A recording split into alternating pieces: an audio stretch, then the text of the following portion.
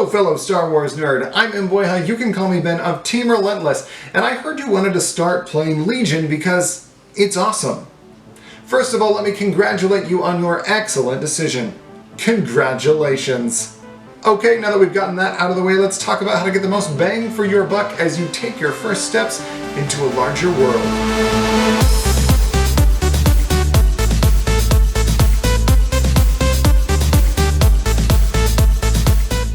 There are two core sets to choose from. The original contains Rebels and Imperials, and the Clone Wars core set contains droids and clones. Inside a core set is a commander, a support unit, and 2 units of core troopers for each faction within. In addition to that, you'll get barricades, dice, and the tools you need to play the game. So that's a lot of stuff you get in a core set. In fact, it's about $200 worth of product all bundled up for just under $100. For that reason, most Legion players will recommend that you actually buy 2 matching core sets in order to get your collection started. Now, just to be entirely transparent about this, even if you do buy 2 core sets, you won't have enough models yet to play a standard game. You will have enough for a 500-point skirmish army, but if you want to play 800-point standard size armies, you will need to continue building your collection. Your lightsabers will make a fine addition to my collection. Also, I'm not here to tell you how to live your life or anything, but if you're only interested in one faction, splitting with a buddy is an outstanding way to go. Excuse me. What's that? I am here to tell them how to live their lives? Yes. In that case, eat your vegetables and go outside more often.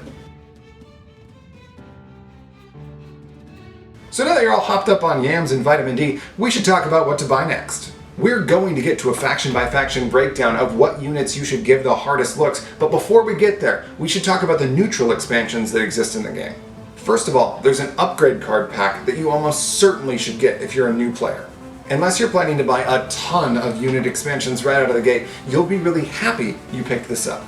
Next are the Priority Supply and Vital Assets Battlefield expansions. Neither of these are necessary, but both are very cool. Last and almost certainly least are the Downed ATST and Imperial Bunker expansions. These expansions are just terrain that have some scenarios that go along with them. If that floats your boat, cool. So you're a filthy piece of rebel scum, huh? You rebel scum. Me too. Let's first take a look at some of the expansions that you almost certainly want to buy.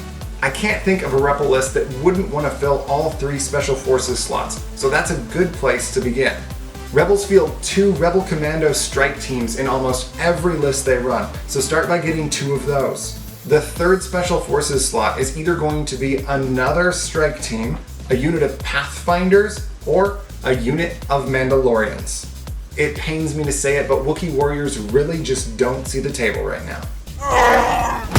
No, you can't wipe them off. They're holograms. The next most important decision you're going to have to make is deciding what commanders and operatives you want to have available. Rebels have outstanding heroes, and honestly, it's hard to go wrong here. Probably the best ones to pick up are Leia, Cassian and K2, and R2, who comes in the Crashed Escape Pod expansion. If you're excited about playing Mandalorians, then you should pick up Sabine Wren and 2 of the Clan Wren expansions. 2 boxes of Clan Wren will actually give you enough models and cards to run 3 Special Forces slots with Mandos in it. Operative Luke, Jyn, Han, and Chewie are the other hero options, and honestly, they're all legitimate choices. Really just pick whichever characters you're the most excited to play. So you have your stuff from the core set, you picked up your Special Forces units, and you've picked a few more heroes to fill out your commanders and operatives. So what next?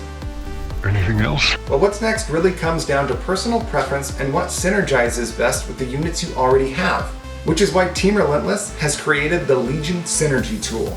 You are for sure going to want to use this tool to guide your purchasing as you expand your collection. Check the description for a link to the tool, and probably it's on the screen right now somewhere too. A quick note about the tool. The goal of the tool is to help you see what units tend to synergize together. This is why when you click on Chewie in the tool, Han turns blue, showing an incredibly strong synergy, and Leia turns green, showing a very strong synergy. Yellow means there's neutral synergy, it's not good or bad, and red means that those units almost or never run together. So explore the synergy tool and use it to guide your further purchases. Now that being said, there are some other general tips I have about buying into Rebels, and here they are. If you hate the idea of running ATRTs or basic Rebel troopers, you probably can get away with just one core set. If you go this route, you're probably going to want 1 or 2 units of Rebel veterans to fill out your core. Fleet troopers, despite packing some serious close-range firepower, are rarely seen in competitive lists and never in mass. The FD laser cannon is also somewhat underwhelming, and I wouldn't prioritize picking it up.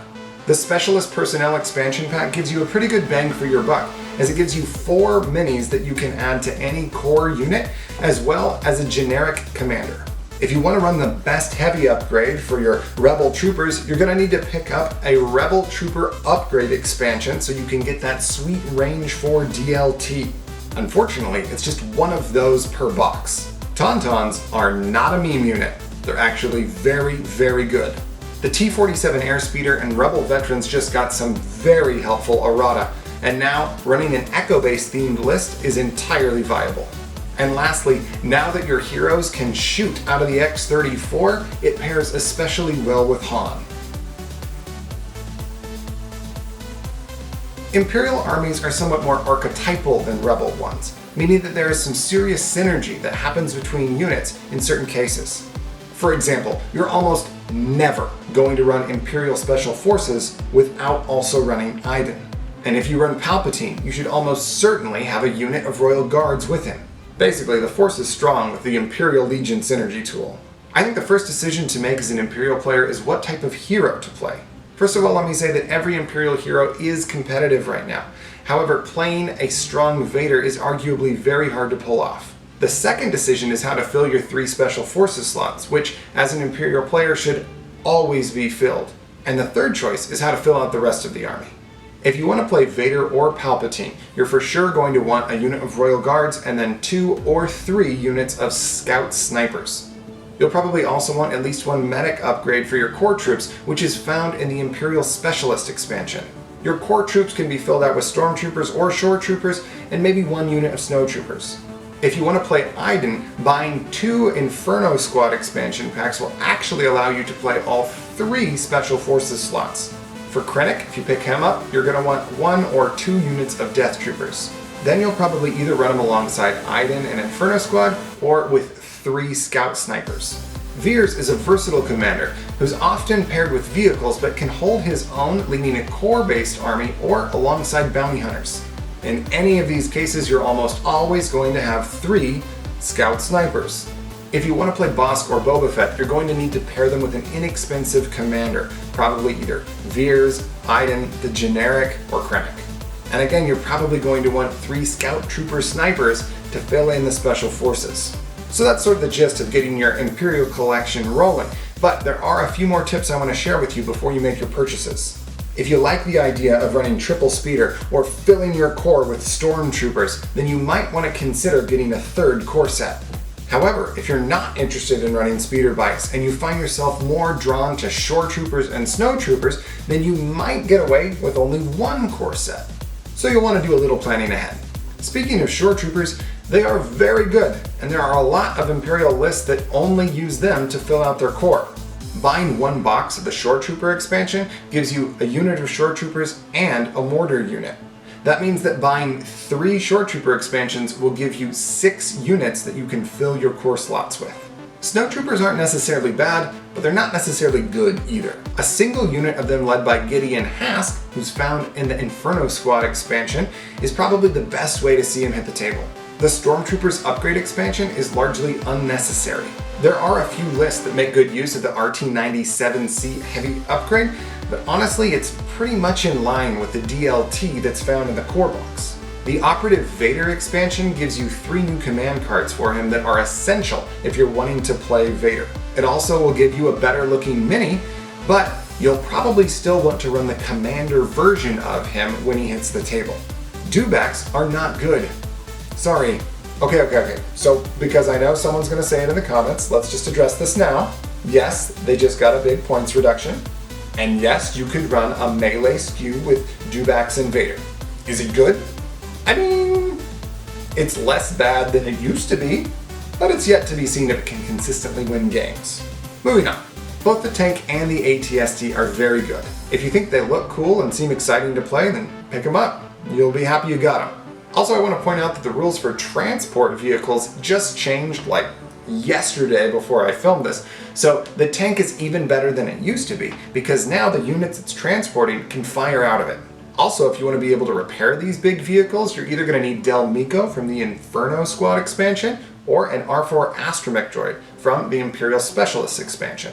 Lastly, the E-Web has a bad reputation among a lot of players, but it's actually a very points-efficient unit that packs a serious punch, and now that it can be loaded into the back of the Occupier tank, it for sure fits nicely in quite a few lists. Clones just got a massive overhaul to their meta when standby sharing was removed from them.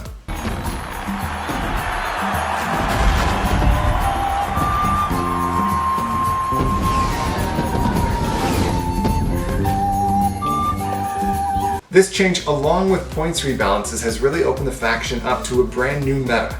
Okay, for starters, you should almost certainly get a third core set. Triple Bark is real in the new meta, as is filling all 6 of your core slots with Phase 1 troopers. After that, prioritize getting your hands on Rex, R2-D2, who's found in the Crashed Escape Pod expansion, and 2 to 3 units of ARC troopers. With that, you'll have the ability to run several highly competitive lists. But wait, there's more! Phase 2s are still a good choice for core units, and picking up 2 to 3 of them will really increase your list building flexibility.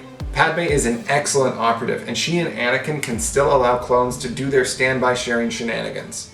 Speaking of little Annie, he just came out and is a powerful but complex commander. The Saber tank is also a great clone unit, and now that Field Commander allows Isla Secure to be the commander of your army, you can pair it with R2-D2 and Padme and benefit from both of those operatives. The Phase 1 upgrade expansion definitely gives you heavy upgrades that are worth taking a look at. In it you'll find the DP-23 Trooper, which has Pierce 1 out to range 2, and when paired with Rex, can extend its range out to 3 for 1 round. It also contains the RPS-6 Trooper, which is the only rocket-launching trooper that doesn't exhaust when it fires in the game. While this expansion might not be a very high priority, you would definitely not regret picking one up. The only other clone unit that we haven't mentioned yet is the ATRT. And I haven't mentioned it yet because, well, it's just not very good. Now, I'm not saying it's bad, to be clear, but I do think that it is the lowest priority for someone who's building their clone army. All that being said, if it's a unit that you're really excited to play, then you're going to want 2 or 3 of them. And if you forget anything I just said, don't hesitate to pull up the Legion Synergy tool, where all of this information is visually represented. Once again, you almost certainly want 3 core sets if you're playing droids.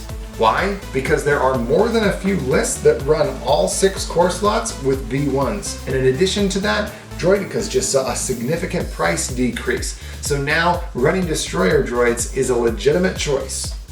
No much for Droidicas. So, after your 3 core sets, what should you get? Pretty much whatever you think would be the coolest thing to play. Droids are in a nice spot right now where pretty much all of their expansions feel good, so what you get next is pretty much up to personal preference.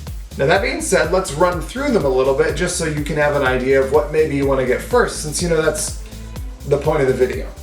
Count Dooku, Cad Bane, and Maul are the other heroes you can field, and all 3 of them pretty sneaky devils with some really fun command cards. Just to be super clear so there's no confusion, Cad Bane and Maul are operatives, which means you're going to need to pair them with a commander of some sort. Head over to the Legion Synergy tool to see which commanders pair best with both of them.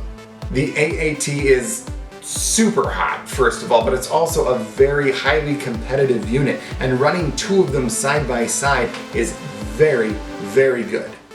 B2 Super Battle droids are pretty alright, but you usually only see 1 or 2 of them in a list. Now this next unit actually isn't out at the time of filming, but we need to talk about the T-Series Tactical Droid and the impact it's going to have on this faction once it comes out. First of all, it's going to be coming out in the Separatist Specialist Personnel Expansion Pack, which we expect sometime this winter. Once it drops, it's going to make Cad Bane better, it's going to make Maul better, and it's going to make B2s better. Back to units that are actually out. BX Series Droid Commandos make their way into a lot of lists. If you pick these up, you're going to want 2 or 3 of them. Staffs are also very good, and if you pick them up, you'll want 2 or 3. Lastly, the B1 Battle Droids upgrade pack does have the E5S Sniper upgrade in it, which is a very handy heavy upgrade for your B1s. 1 or 2 of these would make your B1s very happy. So now you have a better idea of what to buy when you dive into this game, or how to expand your collection as you build onto your army. I want to mention one last time how useful the Team Relentless Legion Synergy tool is going to be as you're working to decide what units to purchase next. And in addition to that, it's a useful tool when you're trying to build a competitive army for any faction as well. If you liked the video, please prove it. And subscribe if you're into that sort of thing. I'm Mbweha, you can call me Ben, of Team Relentless, and this has been the Star Wars Legion Buying Guide, Winter 2020.